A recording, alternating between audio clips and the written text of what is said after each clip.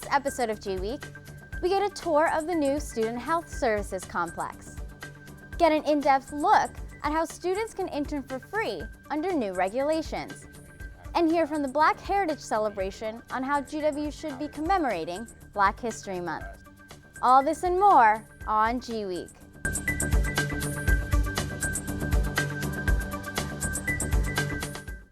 Welcome to another episode of G-Week. I'm your host, Mariana Sotomayor. We start off this broadcast with a new announcement for all students who are interested in earning internship credit. The price tag just got a whole lot cheaper. The Student Association has made it possible for unpaid interns to pay only $50 for one academic credit.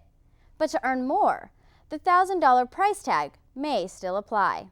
Some laws and internships require students to receive academic credit for their work. At George Washington University, that meant paying $1,300 for a 3-credit class, while the work they're doing is usually unpaid.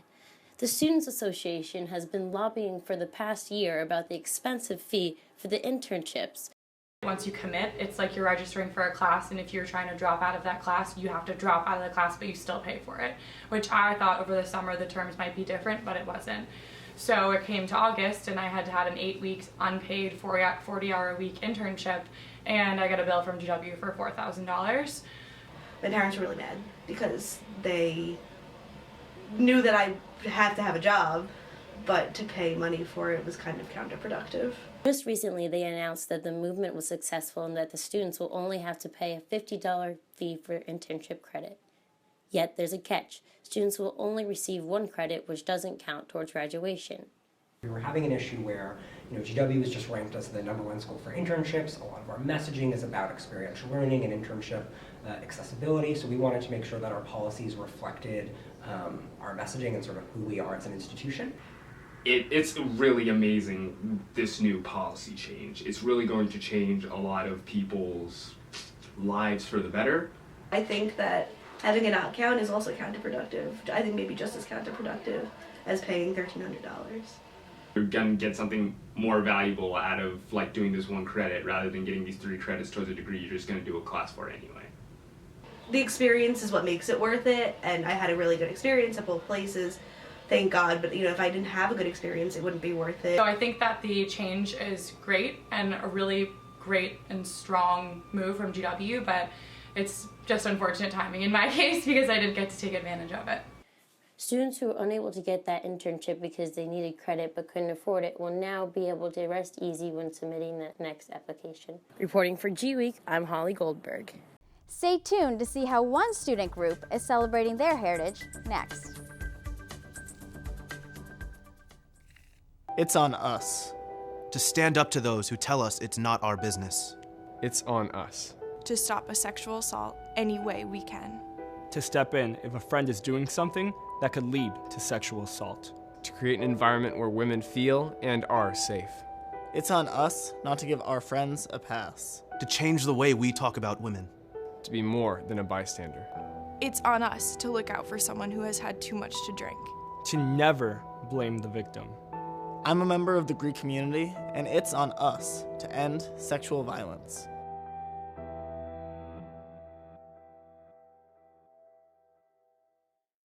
So George's been doing a pretty good job since he started here, huh? Yeah, but I don't think he understands Casual Friday yet. Hey, George. What's up, George? Yeah, real presidential. Academic institution with a fine athletic tradition. Patricio Garino throws it down with 2 hands. Wonderful city. It's a great place to go to school. Keaton Savage open down the right side. Will go and Duncan with his right hand. Not just a family, it's a whole community. Armwood Duncan with 1.9 seconds left. Armwood, a thunder slam. 81-80 George Washington. A huge victory for the Colonials. It may be the end of February, but students can still get involved in commemorating Black history. Here to tell us how is Bryson Roseanne Thomas, who is the Marketing and PR Chair for the Black Heritage Celebration, a student organization here at GW.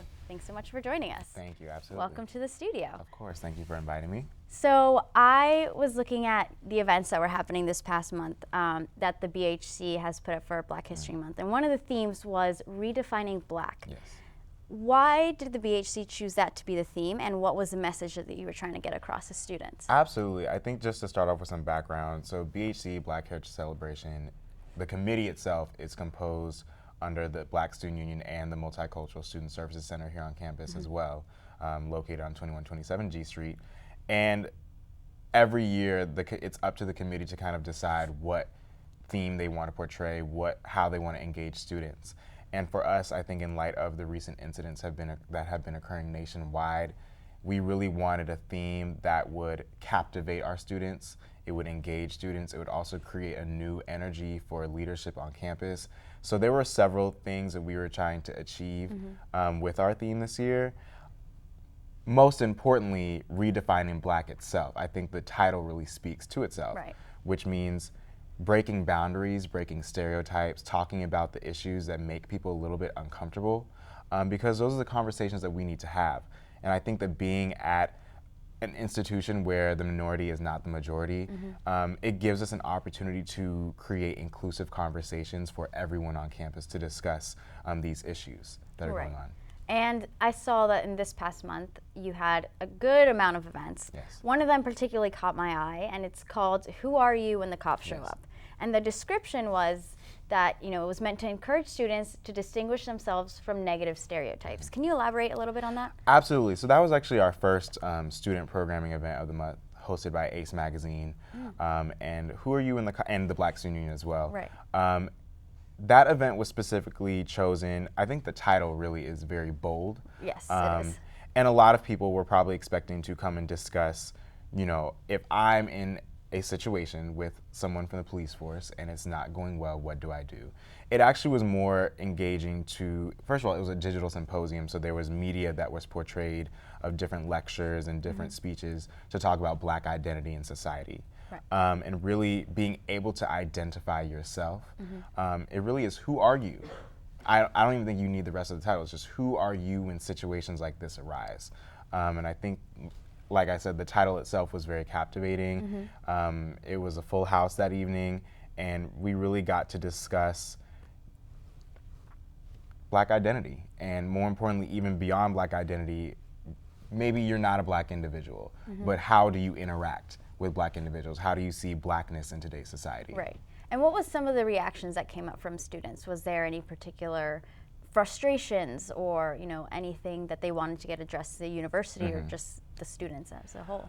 I think, especially for me being a Black male individual, but just being an African American individual as well, everyone has a story, something that they've experienced that isn't the best to discuss, and that really broke the walls for BHC to say, you know what, I've been through this, I've had these experiences, but this month we're really more about being goal-oriented. Okay, you have this story, you have this experience. What can you as a leader, what can you as a student bring into the next generation to do about it based on your experiences, based on who you identify yourself as, and more importantly, who can you impact in the next generation to stop this cycle of racial discrimination and racism and violence, et cetera. And going off of that, all these events in Ferguson and following, the Eric Gardner case, has the BHC seen maybe an increase in student support or maybe even students kind of trying to find a place to identify with, especially since GW is a lot of students want to show their support and they did protest. So have you seen an increase in any way? Absolutely. I think the most important thing in the Black community, especially at GW, is mentorship and being a role model. Really inviting other students to take part in the conversation. It's that positive energy, it's that inclusive environment that really makes people want to be part. I think our keynote with Judy Smith really allowed us to captivate on our programming for the month. And we actually, this month, really didn't have as much programming as BHC typically has, but we really wanted to make sure that all of our events really focused on the theme that we were trying to portray. I think in comparison, a lot of BHCs have hosted maybe 11 to 12 events. We had about maybe 8 or 9 this month. And we're fine with that because we're like, as long as the conversation engages someone, as long as a student take something away and can tell someone else, who can tell someone else, who can tell someone else. It's that kind of cyclical effect that will really make change in the future. Right. And now, pushing the serious issues aside, Yes. I did see that there was a lot of events that did celebrate your heritage, very true to your name. Yes. You know, some soul dancing or some Yes. soul performances, some rhythmic dancing. Absolutely. Why is it important to broadcast that to the university? Well, I think speaking of energy and speaking of, I guess celebration, it's really important to have a balance of intellectual programming and social programming as well during the month. You want to create an environment of community and togetherness. So through events such as our BHC Day of Service, through the BHC Keynote and inviting the university to take part in our month of celebration, through Soul Review, which is a cast of 30 students recreating live performances of celebrities and inviting people to be part. You really create that community effect, which is necessary. The month it's not successful unless everyone takes part. Right. And more importantly, I think because, like I've mentioned, I think being a minority on campus, it's important that you allow everyone to take part in the conversation and allow everyone to also be a part of that community and be a part of the social program, the intellectual program, and everything that we have to offer. Right. And what other events are left for the rest of the semester? Absolutely. We have a few events. Today we have a Chick-fil-A fundraiser from nice. 11 a.m. to 3 p.m. We've done a few fundraisers throughout the month, which have really helped support BHC. On Monday, we have Black Ink Showcasing Your Talents, which is hosted by the Multicultural Business Students Association. We're bringing 5 different professionals to really discuss what it's like to be an executive minority in business in Fortune 500 companies. And we also are adding an event on February 26th. It's going to be basically a wrap-up to the month to really allow people to release that anger, release that frustration, and really talk about, here are the legal stipulations of what's going on with these cases today. What is stopping us? What can be done? So that will take place on February 26th in a location to be announced. And then last but not least, we always, at the end of the month, have a BHC finale, which is what I like to call BHC formal. Nice. And it's just everyone coming together and having a really good time. Right. Tickets are available in the MSSC. It'll be at MXDC, which is a Mexican restaurant right off campus, like right across the street from the White House. Like I said, it's a really great time to see everyone just come together and celebrate after a month-long of successful programming. Right. And now one wrap-up question. You were telling me earlier that you are a senior. Yes. What do you hope to see once you're an alumni? What do you want the BHC to stand for, and what do you want the vision to be? One of my main goals this year was to break boundaries. And I think bringing Judy Smith did that, or started it, not only just for Black Heritage celebrations, but for all heritage celebrations throughout the year. There are about 7 to 8 heritage celebrations throughout the year. Another popular one is Latino Heritage Celebration. I really wanted this to, and I think our committee as well, really wanted for the university to recognize that these conversations are important, especially today. Right. So I'm hoping that the energy and the success that we've created this month through our programming, through our promotion, through fundraising, through just the community togetherness that we've created, will sustain through other successful programming throughout the year.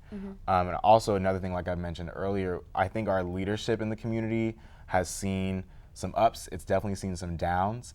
And I think with events like Soul Review, events like the Keynote, and even just the intellectual programming as well, will really engage freshmen and lowerclassmen to want to take leadership roles and create successful events like BHC. Well, thank you so much for joining us, and Thank good you. luck with the BHC. You guys are doing a lot of great stuff. Thank you so much.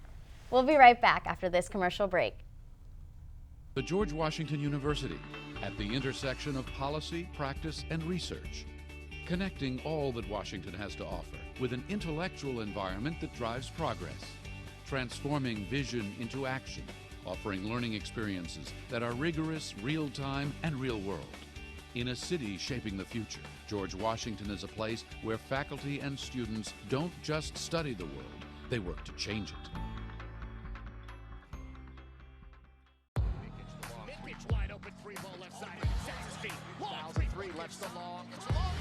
Records aren't broken on game days. They get broken at 6 a.m., late at night, while the rest of the world sleeps. Long three-pointer right, free ball from the left side. Long three-pointer right. Gets the long three, yeah!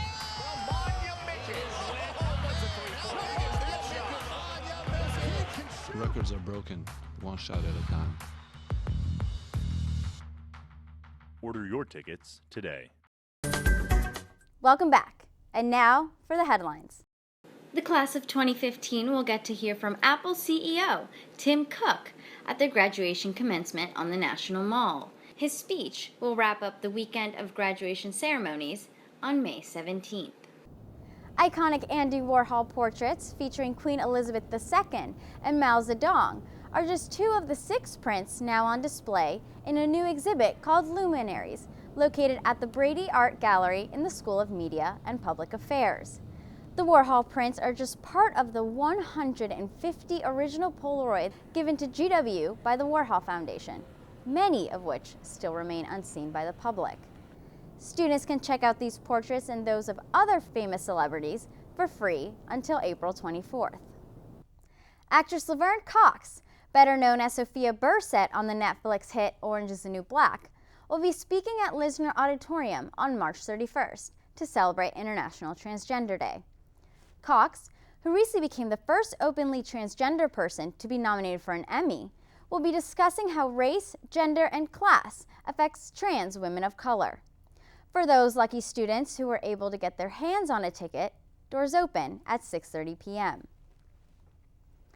There will be significant changes to GW housing next year, which may cause a disappointment to new colonials. The Office of Admissions announced that GW would no longer offer early decision freshmen their first choice residence halls. After a thorough review of the university's admission practices, the National Association of College Admissions Counselors found that the incentive went against their guidelines. The change goes into effect this upcoming school year. On that note, freshmen will now be able to choose Mitchell Hall as an option for their first-year residency. The historically sophomore dorm, located next to Thurston, will now house reportedly 175 to 200 freshmen starting next year. And for those sophomores, they can now list Lafayette Hall, a newly renovated dorm, as a residence option. Stay tuned for more after this break. So George's been doing a pretty good job since he started here, huh? Yeah, but I don't think he understands Casual Friday yet. Hey, George. What's up, George? Yeah, real presidential. Academic institution with a fine athletic tradition. Patricio Garino throws it down with 2 hands. Wonderful city. It's a great place to go to school. Keaton Savage open down the right side. Will go and Duncan with his right hand. Not just a family, it's a whole community. Armwood Duncan with 1.9 seconds left. Armwood, a thunder slam. 81-80 George Washington. A huge victory for the Colonials. Welcome back. The below freezing temperatures this winter has made many students fall victim to seasonal colds and flus. Thanks to a regulation passed by last year's Student Association, 6 students no longer have to go to K Street to get medical attention. Alana Crennan takes us to the new Student Health Services Department, located on the ground floor of the Marvin Center. I'm Alana Crennan, and I'm standing outside of the Colonial Student Health Center, newly located in the basement of the Marvin Center. The Health Center, formerly located at 2175 K Street, has moved to a more central spot on campus. The university totally redesigned the bookstore to house the new health center for students. Former 2013-2014 SA President Julia Sassouni initiated the process to move the health center to a more accessible location for students. We asked a few students about their thoughts on the new space. I remember making appointments at the old one and then it seemed too far, so I just didn't show up. It's right on campus now, so that's really convenient. It's like only 1 block away from the law school. That's where I go. Students had a positive experience at the new health center. They're extremely nice. There's one lady right at the desk who greets me every time, really sweetly, and she's always like, "Hi, cutie." I just came in like 10 minutes ago, and I'm done. I felt, for whatever reason, that the space here was happier in some sense. I don't know why. I pictures of water and things on the walls. I think it's a great idea. It was a like a great intervention. I'm a public health student, so this is ideal for us, and I'm not sure whose idea it was to put it in the Marvin Center, but probably one of the best things that could have happened to GW student life. The new health center also houses the University Counseling Center, which used to be located at 2033 K Street. The Counseling Center now offers the brand new peer-to-peer support program implemented by current SA President Nick Gumas. Students who are suffering through a variety of problems for whatever reason may not feel comfortable speaking to a trained professional, like an adult clinician, and may feel more comfortable speaking to a peer about their issues. So the idea is that we provide that resource for students. The move has made the new Student Health and University Counseling Center more convenient for students to utilize. Information about scheduling appointments and more can be found at studenthealth.gwu.edu or counselingcenter.gwu.edu. Reporting for Gweek, I'm Alana Crennan. Thanks so much, Alana. I'm sure they're keeping busy. Well, that's the end of our show and my last time behind the anchor desk. I want to thank everyone who has put together this show every single month. Without you guys, it absolutely would not be a reality.